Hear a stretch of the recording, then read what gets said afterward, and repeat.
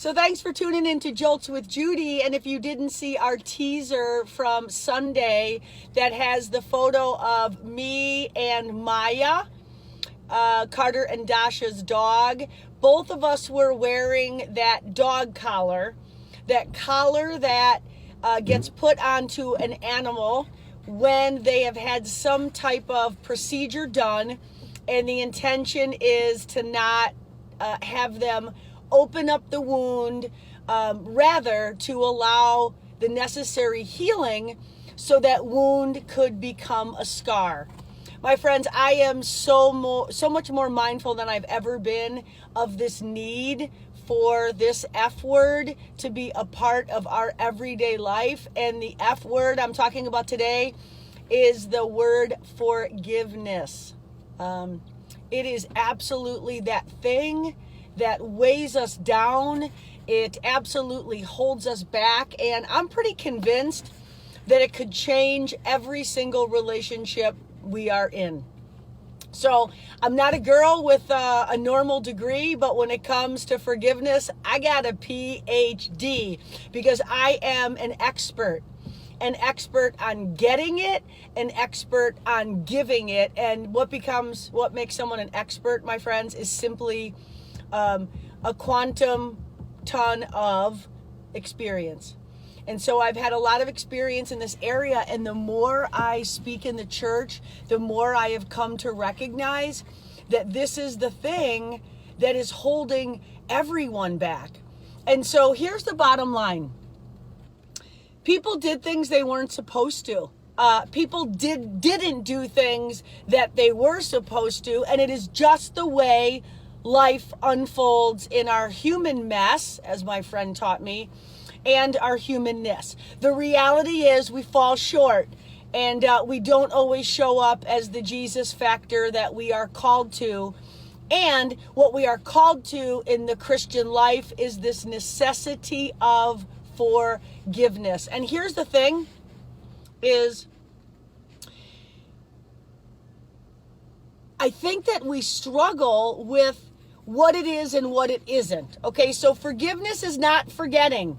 Forgiveness is not negating. Forgiveness is not based on somebody being sorry, us getting restitution. Like, it's just not any of that.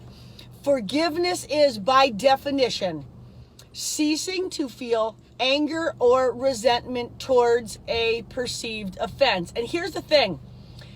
I have learned that I got to forgive me before I can even possibly consider forgiving you. And here's what I know.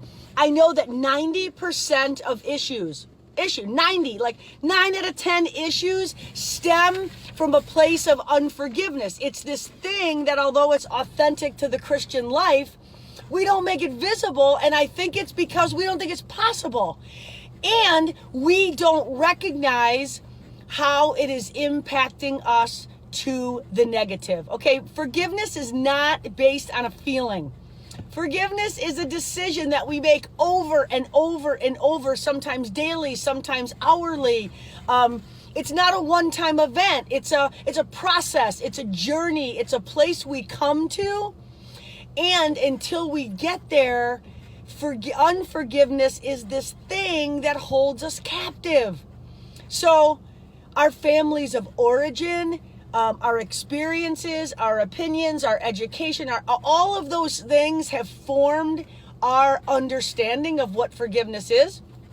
And I always say when I'm speaking that, I did not learn how to forgive and forget. I learned how to hate and remember. Okay. We were just done with people who didn't meet our expectations. That's what we were taught. And so that's what we did.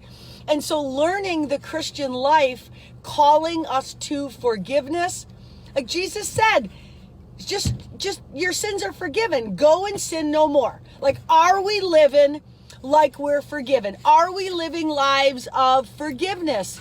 Are we recognizing that mercy trumps judgment? I don't know about you. I do it today in ways I never thought were possible. And so this is the deal, my friends. The question is, should we forgive? Yes, there is a resounding yes. If someone forgets you, condemns you, insults you, disrespects you, abuses you, cheats on you, steals from you, or rejects you. How many times? If they did it one time, many times, if they said sorry, if they didn't say sorry, if it was on accident, even if it was on purpose, if they confessed it, if you caught them, if you found out, if you got paid back or you didn't get paid back, the bottom line is all situations and circumstances require the same response. 3 of the most powerful words in the English language. 3 of the most powerful words. I forgive you. I forgive you. And 3 more, maybe 4. You owe me nothing.